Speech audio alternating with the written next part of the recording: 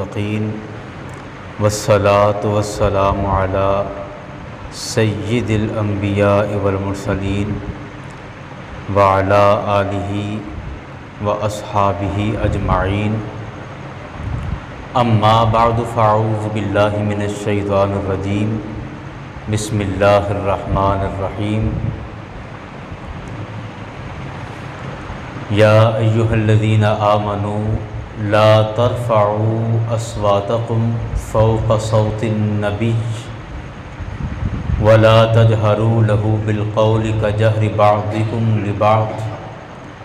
ان تحبط اعمالکم وانتم لا تشعرون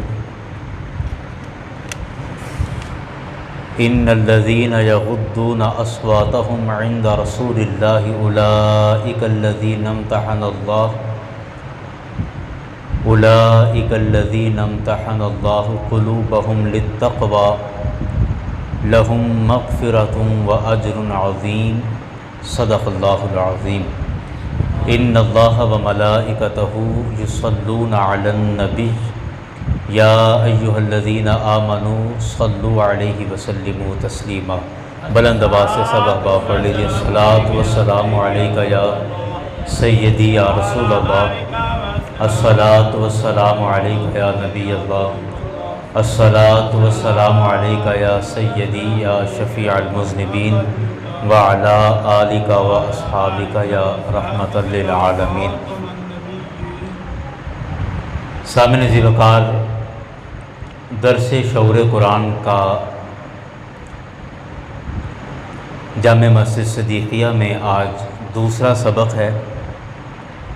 اور پچھلے درس میں قرآن پاک سے 26ویں پارے کی سورہ الحجرات کا درس شروع کیا تھا۔ سورہ الحجرات قرآن پاک کے 26ویں سپارے میں ہے اور 49ویں سورہ مبارکہ ہے قرآن پاک کی ترتیب کے اعتبار سے۔ اور پچھلے درس میں سورہ الحجرات کی پہلی ایک آیت مبارکہ کے حوالے سے جو گزارشات تھیں وہ آپ کے سامنے رکھی تھیں، اور آج کے سبق میں سورہ حجرات کی اگلی دو آیتیں، یعنی آیت نمبر 3 اور آیت نمبر 4، یہ دو آیتیں آج کے سبق میں ہم پڑھیں گے۔ اور میں ممنون ہوں ہمارے مسجد کے امام بابا جی صوفی محمد شریف صاحب کا کہ جنہوں نے اس پروگرام کو مینیج کیا ہے، اور ساتھ ہمارے مہمان ملک جاوید صاحب کا جو تشریف لائے ہیں، اور ہمارے دوسرے مہمان سیٹھ نعیم سلامت صاحب، آپ بھی تشریف لائے ہیں۔ میں آپ سے گزارش کرتا ہوں آپ آگے مجمع میں آ کر بیٹھیں۔ اور مولانا عطاء المصطفیٰ حامد صاحب جو اس پروگرام کو مینیج کر رہے ہیں، اللہ کریم تمام وہ دوست جو سننے آئے، جو اس کے انتظامات میں شریک ہوئے، اور جو جس اعتبار سے بھی قرآن پاک سے محبت کرنے والے ہیں، اور قرآن پاک سے عقیدت اور قرآن پاک کی فہم اور قرآن پاک کی سمجھ کو اپنے دل و دماغ میں جگہ دینے کی خواہش رکھتے ہیں، میں سب کو خوش آمدید بھی کہتا ہوں، اور سب کے لیے دعا گو بھی ہوں۔ اللہ کریم اس نیک کام پر ہم سب کو جزائے خیر عطا فرمائے۔ سامعین ذی وقار، یہ سورہ مبارکہ قرآن پاک کے بڑے اہم مضامین بیان کرتی ہے، اور آج کی جو آیت مبارکہ ہیں، جو دو آیتیں آج ہم نے پڑھنی ہیں، بڑی مشہور آیات بینات ہیں، اور ان آیات پر اکثر ہمارے ربیع الاول شریف کی محافل میں یہ آیتیں علماء کا موضوع سخن رہتی ہیں، اس پر وہ علماء گفتگو کرتے ہیں، ترجمہ کرتے ہیں، اور اس کے بعد پھر اس کے حوالے سے بات کریں گے۔ رب کائنات نے ارشاد فرمایا، یا ایہا الذین آمنوا، اے ایمان والو، لا ترفعوا اصواتکم فوق صوت النبی، نبی علیہ السلام کی آواز پر اپنی آوازیں بلند نہ کرو، ولا تجہروا لہ بالقول، اور ایسی بات کہہ کر، ایسا لفظ بول کر نبی کو نہ بلاؤ، کجہر بعضکم لبعض، جیسے الفاظ تم آپس میں ایک دوسرے کے لیے بولتے ہو، جن لفظوں کے ساتھ آپس میں ایک دوسرے کو عام طور پر تم بلاتے ہو، تو ایسے الفاظ کے ساتھ نبی علیہ السلام کو نہ بلاؤ، ورنہ کیا ہوگا؟ فرمایا کہ ان تحبط اعمالکم، کہ کہیں ایسا نہ ہو کہ تمہارے تمام اعمال ضائع ہو جائیں، وانتم لا تشعرون، اور تمہیں اس کی خبر تک بھی نہ ہو، تمہیں پتہ بھی نہ ہو کہ ہوا کیا ہے، اور تمہارے سارے اعمال ضائع ہو جائیں۔ اور اگلی آیت جو آیت نمبر 3 ہے، اس میں رب کائنات نے ان لوگوں کے حوالے سے فرمایا کہ جو نبی علیہ السلام کی بارگاہ میں اپنی آوازیں نیچی رکھتے ہیں، ان کے لیے فرمایا ان الذین یغضون اصواتہم عند رسول اللہ، کہ بے شک وہ لوگ جو اللہ کے رسول صلی اللہ علیہ وسلم کی بارگاہ میں اپنی آوازیں نیچی رکھتے ہیں، پست رکھتے ہیں، اولئک الذین، یہ وہی لوگ ہیں کہ امتحن اللہ قلوبہم للتقوی، کہ اللہ نے جن کے دل کو پرہیزگاری اور تقوی کے لیے چن لیا ہے، پرکھ لیا ہے۔ اور دوسرا انعام ان کے لیے یہ ہے لہم مغفرۃ و اجر عظیم، کہ ان کے لیے اللہ کی جناب سے بخشش بھی ہے اور بہت بڑا ثواب بھی ہے۔ یہ 2 آیتیں ہیں، آیت نمبر 2 اور 3 جو آج ہم پڑھیں گے، اور اس آیت مبارکہ میں اللہ کریم نے رسول اکرم صلی اللہ علیہ وسلم کی بارگاہ کا ایک ادب سکھایا ہے اور بیان کیا ہے۔ اور ادب کیا سکھایا؟ کہ آقا علیہ الصلوۃ والسلام کی بارگاہ میں جب تم آؤ تو اپنی آوازیں رسول اکرم صلی اللہ علیہ وسلم کی آواز سے نیچی رکھو۔ یہ بنیادی طور پر خلاصہ ہے۔ سرکار علیہ الصلوۃ والسلام کے ایک صحابی تھے، حضرت ثابت بن قیس رضی اللہ عنہ ان کا نام تھا، اور یہ تھوڑا اونچا سنتے تھے، کان کا کوئی مسئلہ تھا، تھوڑا اونچا سنتے تھے۔ اور آپ لوگ جانتے ہیں کہ جو آدمی اونچا سنتا ہے تو وہ اونچا بولنے کی کوشش کرتا ہے، اسے لگتا ہے کہ جیسے مجھے آواز کم آ رہی ہے، شاید سب کو آواز کم آ رہی ہے، تو بے دھیانی میں جب وہ بولتا ہے تو اونچی آواز سے بولتا ہے۔ تو حضرت ثابت بن قیس رضی اللہ عنہ سرکار کی بارگاہ میں حاضر ہوئے، اور کوئی معاملہ چل رہا تھا، تو اس کے حوالے سے آپ جب بولے تو اونچی آواز کے ساتھ بولے، اور حالانکہ جان بوجھ کر اونچی آواز سے نہیں بولے، یا کسی بے ادبی یا گستاخی کی نیت سے اونچی آواز سے نہیں بولے، یا غصے اور ناراضگی کی وجہ سے اونچی آواز سے نہیں بولے، بلکہ وہ اپنی معذوری کی وجہ سے کہ انہیں خود کو کم سنتا تھا تو اس وجہ سے وہ اونچا بول پڑے۔ تو جب اونچی آواز سے وہ بولے تو رسول اکرم صلی اللہ علیہ وسلم کی طبیعت پر یہ مشکل گزرا، گراں گزرا، اور آپ کو یہ بات اچھی نہ لگی۔ تو اللہ کریم نے اس موقع پر قرآن پاک کی یہ آیت نازل فرمائی، اور اس میں حالانکہ حضرت ثابت بن قیس تو اپنے ایک عذر کی وجہ سے بلند آواز سے بولے تھے، لیکن رب کائنات نے قیامت تک کے لوگوں کے لیے ایک قانون بنا دیا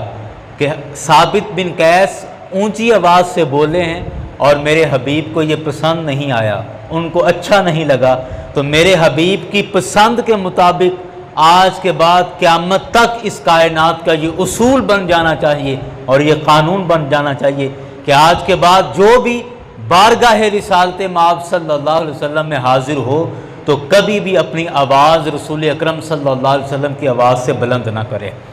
یہ پھر سب کے لیے اور ہمیشہ کے لیے اصول بن گیا۔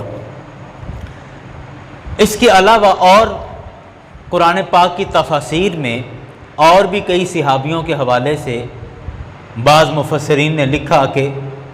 وہ اونچی آواز سے انہوں نے بات کی اور بولے. تو خیر اس کے علاوہ اور بھی واقعات ہوں گے، اور عین ممکن ہے کہ 2 3 4 اس طرح کے واقعات ہو چکے ہوں، تو پھر اللہ تبارک و تعالیٰ نے یہ آیت مبارکہ نازل فرمائی ہو. بہرحال یہ آیت ایسے ہی موقع پر نازل ہوئی ہے. یاران گرامی، ایک بڑی اہم بات یہ ہے، اکثر لوگ جو صحابہ کرام کے حوالے سے اچھا ذہن نہیں رکھتے اور صحابہ کرام کے حوالے سے طعن و تشنیع بکتے ہیں اور برے الفاظ اور برے کلمات اور بری سوچ رکھتے ہیں، تو اس طرح کی آیتوں سے وہ دلیل بنا کر صحابہ کرام پر طعن کرتے ہیں کہ صحابہ کرام دیکھیں سرکار علیہ السلام کا ادب ہی نہیں کرتے تھے، اور اللہ تعالیٰ بار بار صحابہ کو ٹوکتا تھا کہ نہیں یہ کام ایسا نہ کرو، یہ ایسے کرو، یہ ایسا نہ کرو، یہ ایسے کرو. یہ اس طرح کی باتیں کی جاتی ہیں. سامنے جی وقار، یہاں پر میں ایک بنیادی سا اصول آپ کے سامنے رکھ دوں، آپ یہ ذہن میں بٹھا لیں اور یہ بڑی جگہوں پر یہ آپ کو کام آئے گا کہ دیکھیں صحابہ کرام کون ہیں. بنیادی طور پر یہ عرب کے وہ لوگ ہیں کہ جو پہلے مسلمان نہیں تھے، جو زمانہ جاہلیت کا حصہ تھے. پھر رسول اکرم صلی اللہ علیہ وسلم تشریف لائے، اللہ تعالیٰ نے سرکار علیہ السلام کے صدقے ان لوگوں کو ہدایت نصیب فرمائی اور وہ کلمہ پڑھ کے مسلمان ہو گئے. اب اسلام قبول کرنے کے بعد رسول اکرم صلی اللہ علیہ وسلم نے درجہ بدرجہ ان صحابہ کرام کی تربیت فرمائی، ان صحابہ کرام کے مسائل سنے، ان کے مسائل کو حل کیا اور درجہ بدرجہ ان کی تربیت فرماتے رہے. جہاں جہاں میرے کریم آقا صلی اللہ علیہ وسلم نے ضروری سمجھا، آپ نے ان کی اصلاح فرمائی، درستگی فرمائی، اور اس پر صحابہ کرام پھر پابندی کے ساتھ عمل پیرا ہوتے رہے. تو وہ دور، جس دور میں صحابہ کرام کی درجہ بدرجہ تربیت ہو رہی ہے، اس کسی بھی دور اور کسی بھی زمانے کو دلیل نہیں بنایا جا سکتا صحابہ کرام کے خلاف. ہاں اتنا ضرور ہے کہ قرآن پاک کا حکم آنے کے بعد یا رسول اکرم صلی اللہ علیہ وسلم کا کوئی حکم آنے کے بعد پھر اگر کوئی بات نہیں مانتا اور اس کے بعد پھر گستاخی کرتا ہے یا نافرمانی کرتا ہے، تو ہاں اس پر اعتراض کیا جا سکتا ہے، اس پر بات کی جا سکتی ہے. لیکن جو رسول اکرم صلی اللہ علیہ وسلم نے تربیت فرمائی اور قرآن پاک نے جو صحابہ کرام کی درجہ بدرجہ تربیت فرمائی، تو اس تربیت سے پہلے کے جو معاملات تھے ان پر نہ اعتراض کیا جا سکتا ہے، نہ ان کو صحابہ کرام کے خلاف دلیل بنایا جا سکتا ہے. تو دلیل وہ بنے گی کہ اگر کسی صحابی نے یہ آیت نازل ہونے کے بعد بھی سرکار علیہ السلام سے اونچی آواز میں بات کی ہو، تو وہاں پر گرفت ہوگی، وہاں پر پکڑ ہوگی کہ حکم آنے کے بعد بھی انہوں نے عمل نہیں کیا. لیکن آپ دیکھیں کہ احادیث بھری پڑی ہیں کہ جب یہ آیت مبارکہ نازل ہوئی تو مختلف صحابہ کرام کا پھر آقا علیہ السلام کی بارگاہ میں کیا رد عمل تھا. حضرت سیدنا صدیق اکبر رضی اللہ عنہ، آپ کے بارے میں آتا ہے کہ جب یہ آیت مبارکہ نازل ہوئی تو حضرت صدیق اکبر رضی اللہ عنہ سرکار کی بارگاہ میں اتنی آہستہ آواز سے بات کیا کرتے تھے، اتنی آہستہ آواز سے بات کیا کرتے تھے کہ بعض دفعہ وہ آواز رسول اکرم صلی اللہ علیہ وسلم کے کان تک بھی صحیح طرح نہیں پہنچتی تھی، اور آقا علیہ السلام بات دہرانے کا فرمایا کرتے تھے کہ ابو بکر کیا کہا آپ نے، دوبارہ بات دہرائیں، آواز آئی نہیں، سنا نہیں، دوبارہ بتاؤ کیا کہہ رہے ہو. تو اس قدر احتیاط اور اس قدر صحابہ کرام اس آیت پر عمل کرنے والے ہو گئے. اور حضرت سیدنا عمر بن خطاب رضی اللہ عنہ، آپ کے حوالے سے آتا ہے کہ آپ اس قدر رسول اکرم صلی اللہ علیہ وسلم کی بارگاہ میں آہستگی اور پستی کے ساتھ بولا کرتے تھے اس آیت کے نازل ہونے کے بعد کہ یوں لگتا تھا کہ شاید ان کی آواز بیٹھ گئی ہے یا ان کے گلے میں وہ زور اور طاقت نہیں ہے. اس قدر آہستہ اور پستگی کے ساتھ صحابہ کرام رسول اکرم صلی اللہ علیہ وسلم کی بارگاہ میں آواز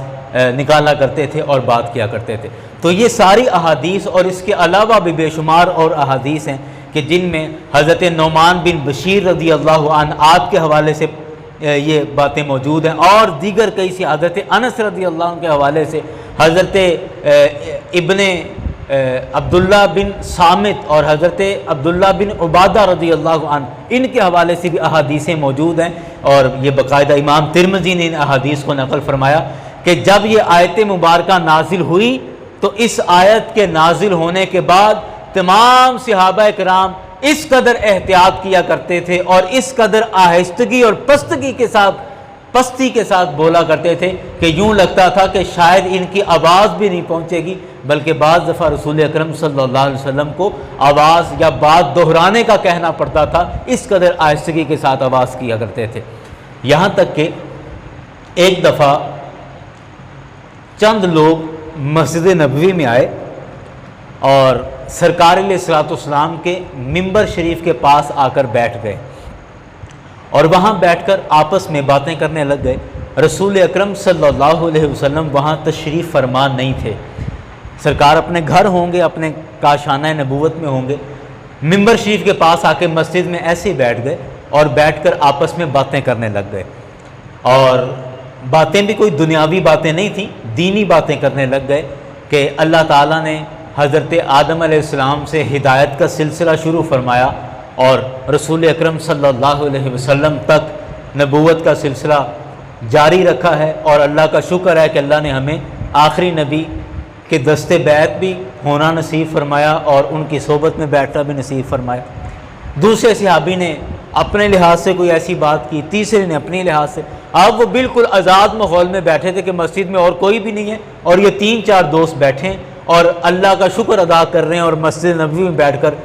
باتیں کر رہے ہیں۔ اب چونکہ رسول اکرم صلی اللہ علیہ وسلم تشریف فرما نہیں تھے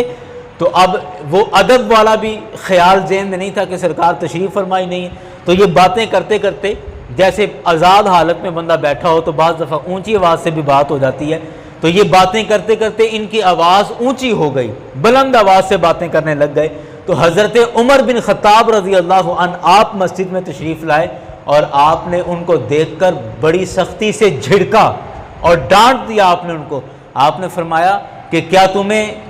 پتہ نہیں کہ تم ممبر رسول کے پاس بیٹھ کر اس قدر اونچی آواز سے بات کر رہے ہو، اور یہ ممبر وہ ہے جہاں رسول اکرم صلی اللہ علیہ وسلم جلوہ فرما ہوتے ہیں، اور اللہ کے رسول صلی اللہ علیہ وسلم وہ ذات ہیں کہ جن کے بارے میں قرآن کہتا ہے کہ ان کی آواز سے اپنی آواز نیچی رکھو اور ان کی آواز سے اپنی آواز کو پست رکھو۔ حالانکہ یہ حکم رسول اکرم صلی اللہ علیہ وسلم کی ذات کے لیے تھا، لیکن صحابہ کرام اتنی احتیاط کرتے تھے کہ سرکار علیہ السلام کے ممبر کے پاس بھی کسی کو بلند آواز سے بولنے کی اجازت نہ ہوتی تھی، بلکہ سرکار کے ممبر کا بھی اتنا احترام تھا کہ یہ وہ جگہ ہے جہاں میرے کریم آقا بیٹھتے ہیں، اس وجہ سے اس ممبر کے پاس بھی آرام سے اور آہستہ سے بات کرو، اس کے پاس بھی بلند آواز کرنے کی اجازت نہیں ہے۔ اور یاران گرامی، ایک تو بات ہو گئی یہ، دوسری بات یہ ہے کہ کیا یہ حکم صرف رسول اکرم صلی اللہ علیہ وسلم کی ظاہری حیات طیبہ تک تھا، یا آج بھی یہ حکم قائم ہے کہ رسول اکرم صلی اللہ علیہ وسلم کی آواز سے اپنی آواز بلند نہ کرو؟ یہ حکم آج بھی سٹل قائم ہے یا صرف رسول اکرم صلی اللہ علیہ وسلم کی ظاہری حیات طیبہ تک تھا؟ تو اس حوالے سے علماء نے بڑی لمبی چوڑی بحثیں فرمائی ہیں، اور رسول اکرم صلی اللہ علیہ وسلم کی حیات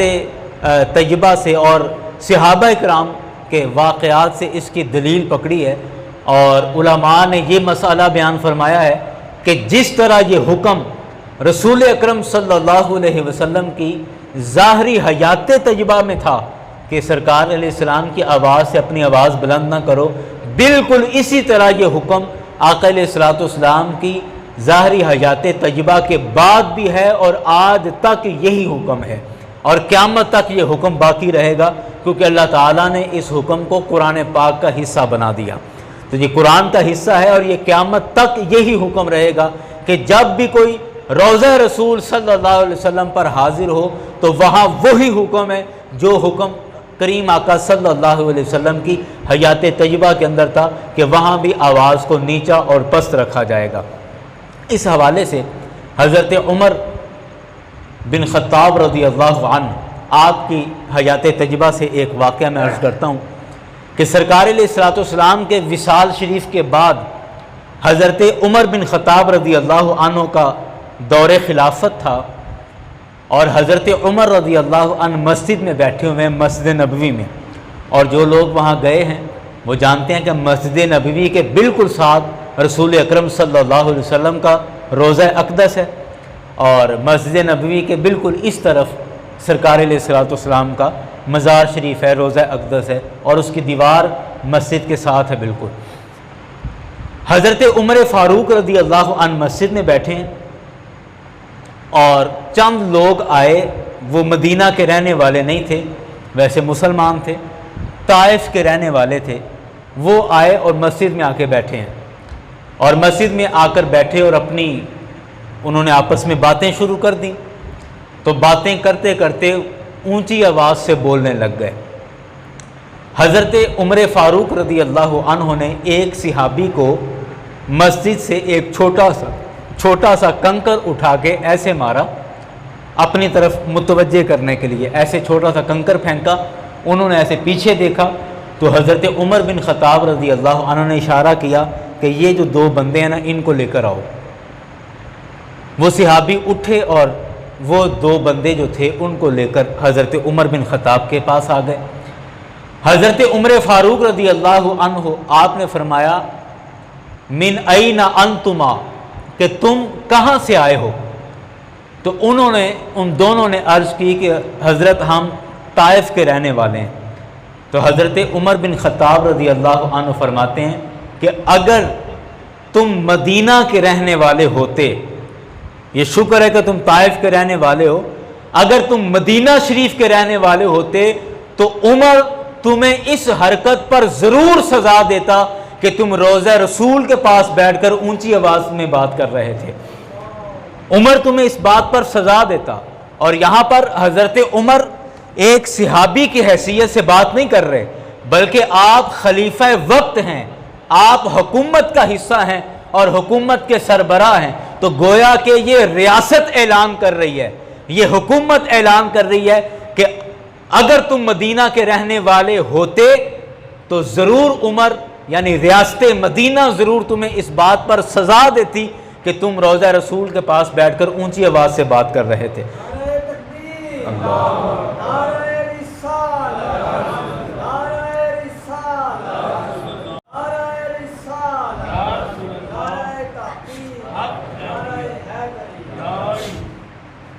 تو اس حدیث پاک سے پتہ چلا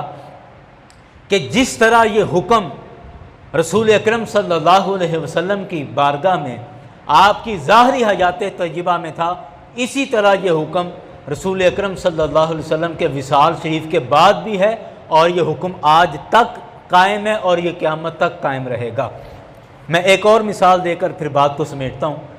حضرت امام مالک، یہ میں نے صحابہ کرام کے دور سے ایک مثال دی، اب ایک تابعین کے دور سے ایک مثال دیتا ہوں۔ حضرت امام مالک رضی اللہ عنہ بڑے عاشق رسول امام تھے، اور یہ تابعین میں سے تھے، صحابی نہیں تھے۔ انہوں نے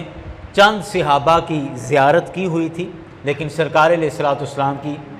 زیارت نہیں کی۔ مدینہ شریف کے یہ رہنے والے تھے، اور انہوں نے ساری زندگی مدینہ شریف میں ہی گزاری، کبھی زندگی میں مدینہ شریف سے باہر نہیں گئے، ماں سوائے ایک دفعہ کہ ان پر حج فرض ہو گیا تھا تو حج کرنے کے لیے یہ مکہ شریف گئے ہیں، ورنہ اس کے علاوہ پوری زندگی انہوں نے مدینہ شریف کے اندر گزاری ہے۔ اور کوئی پوچھتا تھا کہ آپ مدینہ شریف سے باہر کیوں نہیں جاتے، تو کہتے تھے موت کا کوئی پتہ نہیں، میں نہیں چاہتا کہ مالک کو موت آئے تو میں سرکار کے شہر کے علاوہ کسی اور جگہ پر ہوں، میں چاہتا ہوں کہ مجھے موت بھی آئے تو مدینہ شہر کے اندر موت آئے۔ تو اس لیے ساری زندگی یہ مدینہ سے باہر نکلے ہی نہیں ہیں، بس ایک دفعہ حج کرنے کے لیے وہ بھی مکہ شریف گئے، اللہ کا حکم تھا، حج فرض ہو گیا تھا، اس کے علاوہ کبھی مدینہ شریف سے باہر نہیں گئے۔ اور یہ مسجد نبوی میں درس حدیث دیا کرتے تھے، آقا علیہ الصلوۃ والسلام کی حدیثیں پڑھ کے سنایا کرتے تھے۔ اور ایک دفعہ اس زمانے کا بادشاہ خلیفہ جعفر ابو منصور اس کا نام تھا، اور وہ امام مالک کے پاس ایک مسئلہ پوچھنے کے لیے آیا۔ بادشاہ تھا اب بادشاہوں کا پھر مزاج بھی شاہانہ ہوتا ہے، بادشاہوں والا مزاج ہوتا ہے۔ اب امام مالک سے جب خلیفہ نے مسجد نبوی کے اندر ایک سوال پوچھنا تھا، مسئلہ پوچھنا تھا، جب وہ آ کر بولا تو اونچی آواز کے ساتھ اپنے بادشاہی لہجے میں یا اس شان و شوکت کے ساتھ اس نے آ کے آواز لگائی اور پوچھا۔ اب امام مالک نے ایک لمحے کے لیے نہیں سوچا کہ میں ایک مولوی ہوں اور میرے سامنے وقت کا حکمران ہے، تو ایک مولوی کی حکمران کے سامنے کیا حیثیت ہوتی ہے، یہ آج کل کے دور سے آپ جان سکتے ہیں۔ امام مالک نے اس بات کا ذرا بھی لحاظ نہ رکھا اور ذرا پرواہ نہیں کی، اور فوراً بادشاہ ابو منصور کو ڈانٹ کے کہا کہ آواز آہستہ کرو، تمہیں پتہ نہیں کہ تم مسجد نبوی میں اللہ کے رسول کی مسجد میں حاضر ہو، اور یہ وہ بارگاہ ہے کہ جس میں اللہ کا قرآن کہتا ہے لا ترفعوا اصواتکم فوق صوت النبی، جب اللہ کا حکم ہے تو آواز بالکل آہستہ رکھو۔ لیکن خیر جب قسمت اچھی ہو تو پھر انسان کی اس کے الفاظ بھی اس کا ساتھ دے جاتے ہیں، تو بادشاہ نے بجائے اس پر غصہ کرنے کے فوراً ڈر گیا اور اللہ کی بارگاہ میں توبہ کی اور استغفار کی، اور پھر بڑی آہستگی کے ساتھ کہتا ہے حضرت میں ایک مسئلہ پوچھنا چاہ رہا ہوں۔ مسئلہ بھی بڑا مزیدار ہے، اس لیے یہ بھی سنا دیتا ہوں۔ تو آپ نے امام مالک نے فرمایا کہ ہاں پوچھو۔ کہنے لگا جی اب میں مدینہ شریف حاضر ہوا ہوں، اور مدینہ شریف کو جغرافیائی طور پر دیکھیں تو اگر سرکار علیہ الصلوۃ والسلام کے مواجہ شریف کی طرف منہ کریں تو خانہ کعبہ کو پیٹھ ہوتی ہے۔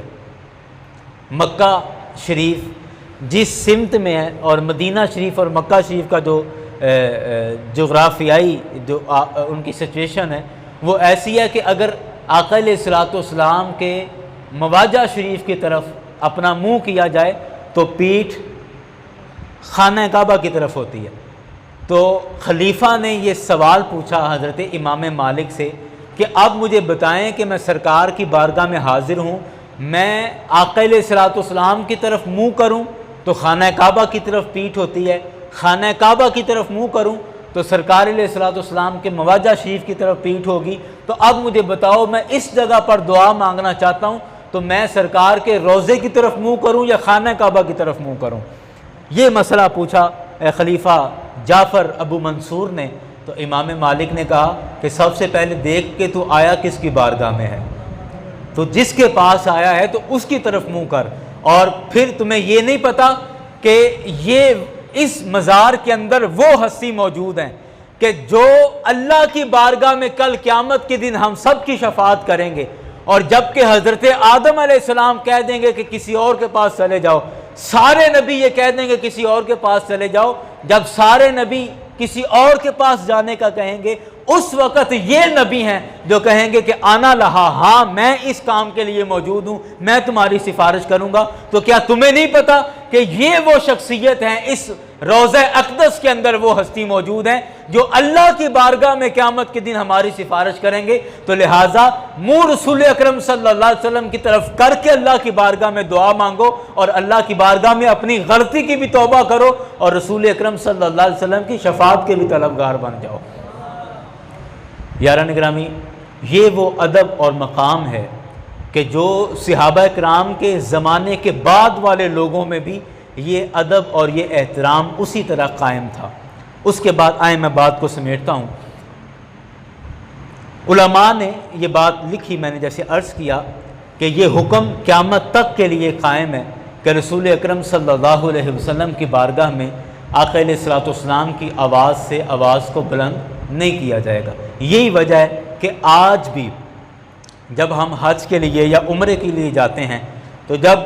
خانہ کعبہ جائیں تو وہاں حکم ہے کہ بلند آواز سے تلبیہ پڑھو، لبیک اللہم لبیک، بلند آواز سے تلبیہ پڑھنے کا حکم ہے، اور حاجی پڑھتے ہیں۔ اب الحمدللہ حاجی جا رہے ہیں، اللہ تعالیٰ نے جن کے نصیب میں اس سال حج لکھا تھا وہ جا رہے ہیں الحمدللہ۔ اب وہ جا کے بیت اللہ شریف میں بلند آواز سے کہتے ہیں لبیک اللہم لبیک، لبیک اللہ، بلند آواز کے ساتھ تلبیہ پڑھتے ہیں۔ لیکن یہی حاجی جب روضہ رسول کے سامنے جاتے ہیں تو وہاں آج بھی بلند آواز سے بولنے کی اجازت نہیں ہے، وہاں آج بھی آہستہ اور نرمی کے ساتھ، آہستگی کے ساتھ، خاموشی کے ساتھ رسول اکرم صلی اللہ علیہ وسلم کی بارگاہ میں سلام کرتے ہوئے گزرنے کا حکم ہے، اور سرکار پہ درود و سلام بھی پڑھنا ہے۔ آہستگی کے ساتھ وہاں سرکار کی بارگاہ میں اپنا سلام عرض کرتے چلے جاؤ اور وہاں سے گزرتے چلے جاؤ، کیونکہ رسول اکرم صلی اللہ علیہ وسلم کی بارگاہ وہ بارگاہ ہے کہ جہاں بغیر بولے بھی اللہ تعالیٰ دعا قبول فرما لیتا ہے، اور سرکار کی بارگاہ سے بغیر آواز بلند کیے، بغیر بولے وہاں اللہ کے رسول صلی اللہ علیہ وسلم کی بارگاہ سے عطا ہو جاتا ہے اور دعائیں قبول ہو جاتی ہیں۔ میری آج یہ اب سرے راہ میرے ذہن میں ایک بات آ گئی اور میرے بڑے دل کو لگی، اس لیے میں آپ سے عرض کر رہا ہوں۔ میری آج ظہر کے بعد چودھری محمد عمر صاحب جو ہمارے راددن کے ایک معزز آدمی ہیں، ان سے میری فون پر بات ہو رہی تھی۔ وہ 12 تاریخ کو ان کی فلائٹ تھی، حج کے لیے وہ گئے ہیں، تو جب سے وہ گئے میری ان سے بات نہیں ہوئی تھی، تو آج ان کا فون آیا مجھے ظہر کے بعد تقریباً کو 2:30 بجے، تو فون پہ بات ہو رہی تھی اور حال احوال کچھ انہوں نے مسئلے پوچھنے تھے وہ پوچھ رہے تھے، اور اس طرح بات چل رہی تھی۔ تو بات کرتے کرتے میں نے ایسے ہی سر راہ ان سے پوچھا کہ آپ مدینہ شریف حج کرنے سے پہلے جائیں گے یا بعد میں جائیں گے؟ میں نے ایسے ہی ان سے پوچھا، تو وہ کہتے نہیں، ہماری فلائٹ مکہ کی تھی تو ہم سیدھے مکہ میں آئیں اور حج کرنے کے بعد پھر دوبارہ واپسی پہ ہم مدینہ شریف جائیں گے۔ میں نے کہا جی اچھا، بات ختم ہوگی۔ لیکن ساتھ انہوں نے ایک اور بات کی، انہوں نے کہا جی میں اس وقت بالکل خانہ کعبہ کے سامنے بیٹھا ہوں، خانہ کعبہ کو دیکھ بھی رہا ہوں اور آپ سے بات بھی کر رہا ہوں۔ تو انہوں نے مجھے کہا، کہنے لگا یہ بھی اچھا ہو گیا کہ ہماری فلائٹ مدینہ شریف کی نہیں تھی، پہلے ہم مکہ شریف میں آئے ہیں، سیدھے مدینہ شریف نہیں گئے، مکہ شریف آئیں، یہ بھی بڑا اچھا ہو گیا۔ میں نے کہا جی ٹھیک ہے۔ کیسے اچھا ہو گیا؟ کہنے لگے کہ اچھا ایسے ہو گیا ہے کہ ہمارے جیسے نکمے، گنہگار اور روح سیاہ اور خطا کار بندے کہ جو اپنا منہ سرکار کو دکھانے کے لائق نہیں ہیں، اور حقیقتاً ایسا ہی ہے کہ ہم لائق نہیں ہیں، تو اس لیے پہلے مکہ شریف آ گئے، اللہ کے گھر کی زیارت کر لی ہے، اپنے گناہوں سے توبہ کر لی ہے، معافی مانگ لی ہے، رو لیا ہے، دعائیں کر لی ہیں، گڑ گڑا لیا ہے، طواف کر لیا ہے، عمرہ کر لیا ہے، حج بھی ہو جائے گا۔ اور حج کے متعلق سرکار علیہ الصلوۃ والسلام نے فرمایا کہ جس بندے نے حج کر لیا، اللہ تعالیٰ اس کے گناہوں کو ایسے معاف کر دیتا ہے کہ جیسے آج بچے کی ولادت ہوئی ہو تو اس کے ذمے کوئی گناہ نہیں ہوتا۔ تو مجھے وہ کہتے ہیں کہ بڑا اچھا ہو گیا کہ پہلے ہم حج کریں گے، گناہوں کو صاف کریں گے، گناہ پاک ہو جائیں گے، گناہ معاف ہو جائیں گے، اور پھر یہ منہ اس لائق ہو جائے گا کہ چلو سرکار کے روضے کے سامنے چلے جائیں اور سرکار کے در دولت پر حاضر ہو جائیں۔ تو یہ بھی اچھا ہوا کہ کم از کم سرکار کو دکھانے لائق کوئی منہ تو بن جائے، یہاں توبہ استغفار کر کے منہ اس لائق تو کر لیں کہ سرکار کی بارگاہ میں حاضر ہو سکے۔ یقین کریں مجھے بڑا اچھا لگا کہ ان کا یہ بولنا اور یہ بات کہنا۔ اللہ کریم ہم سب کو رسول اکرم صلی اللہ علیہ وسلم سے ایسی محبت نصیب فرمائے۔ اور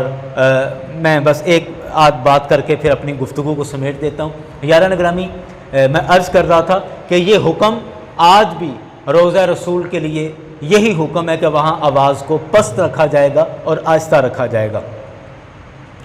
ایک مسئلہ یہاں پر آتا ہے، اور وہ مسئلہ یہ آتا ہے کہ جب صحابہ کرام جہاد کے لیے میدان جنگ میں جایا کرتے تھے اور رسول اکرم صلی اللہ علیہ وسلم بھی وہاں پر موجود ہوتے تھے،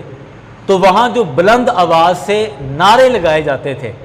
تو وہ بھی تو سرکار علیہ الصلوۃ والسلام کی آواز سے آواز بلند ہوتی تھی اور اونچا ہوتی تھی، تو اس کا کیا حکم ہے؟ تو یاران گرامی، اس جگہ پر جو بلند آواز کرنے سے منع کیا وہ ان معنوں میں ہے کہ سرکار علیہ الصلوۃ والسلام کی بارگاہ میں بے ادبی کی وجہ سے، غرور اور تکبر کی وجہ سے، سرکار علیہ الصلوۃ والسلام کی گستاخی کی وجہ سے بلند آواز کرنے سے منع کیا گیا ہے، اور باقی صرف اور صرف میدان جنگ کے اندر اس کی اجازت دی، اور رسول اکرم صلی اللہ علیہ وسلم نے خود اس کی اجازت عنایت فرمائی، بلکہ سرکار نے فرمایا کہ نعرہ لگاؤ، اللہ اکبر کا نعرہ لگاؤ، تاکہ اس سے مسلمانوں میں، مجاہدین کے اندر جوش اور جذبہ پیدا ہو۔ تو وہ جو بلند آواز سے نعرہ لگانا تھا وہ خود رسول اکرم صلی اللہ علیہ وسلم کی اجازت کے ساتھ تھا، اس وجہ سے وہ اس معنی کے اندر یا اس حکم کے اندر میدان جنگ والا معاملہ نہیں آئے گا، باقی عام روٹین کے اندر یہی حکم ہے۔ میں آخری بات کر رہا ہوں کہ اللہ تبارک و تعالی نے اس بے ادبی اور گستاخی کی جو سزا بیان فرمائی ہے، یہ بڑی خطرناک سزا ہے۔ وہ کس طرح کہ رب کائنات نے جو فرمایا کہ ان تحبط اعمالکم وانتم لا تشعرون، آپ اس کو محسوس کریں۔ رب کائنات نے فرمایا کہ اگر تم رسول اکرم صلی اللہ علیہ وسلم کی بارگاہ میں بلند آواز سے بات کرو گے تو کیا ہوگا کہ تمہارے اعمال ضائع کر دیے جائیں گے۔ یہ بات تو ہو گئی، اور ساتھ فرمایا وَأَنْتُمْ لَا تَشْعُرُونَ، اور تمہیں شعور بھی نہیں ہوگا، تمہیں پتہ بھی نہیں چلے گا، تمہیں خبر بھی نہیں ہوگی کہ میرے سارے اعمال ضائع ہو چکے ہیں۔ آپ دیکھیں یہ کتنی بڑی سنگینی ہے۔ آپ ان کو، اس آیت کو یا ان الفاظ کو اس طرح سمجھیں کہ اللہ تبارک و تعالی چاہتا نہیں ہے کہ میرے حبیب کا گستاخ توبہ کر کے دوبارہ سے مسلمان ہو جائے۔ اللہ تبارک و تعالیٰ کو گستاخ رسول کا ایمان پسند ہی نہیں ہے۔ دیکھیں کس طرح، وہ اس طرح کہ اگر اس کو پتہ چل جائے کہ میرے سارے اعمال ضائع ہو گئے ہیں تو اس کا صاف مطلب یہ ہے کہ وہ دوبارہ سے اچھے اعمال کرنا شروع کرے گا، دوبارہ سے توبہ کرے گا، اللہ کی بارگاہ میں روئے گا، گر گڑائے گا، اپنے گناہوں کی معافی مانگے گا۔ اس لیے رب کائنات نے فرمایا کہ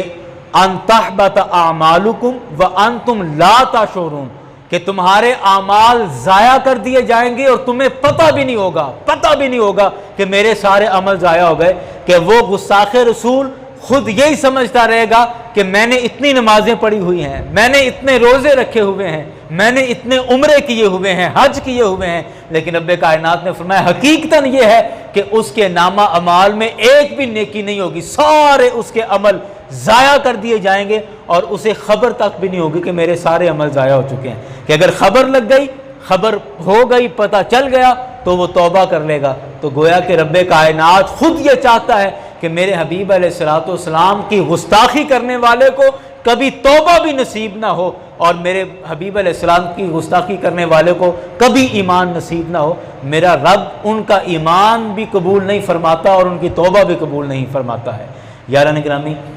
اللہ تبارک و تعالیٰ کی بارگاہ میں دعا ہے کہ رب کائنات ہم سب کو رسول اکرم صلی اللہ علیہ وسلم کی بارگاہ کا ادب اور احترام کرنے کی توفیق عطا فرمائے، اور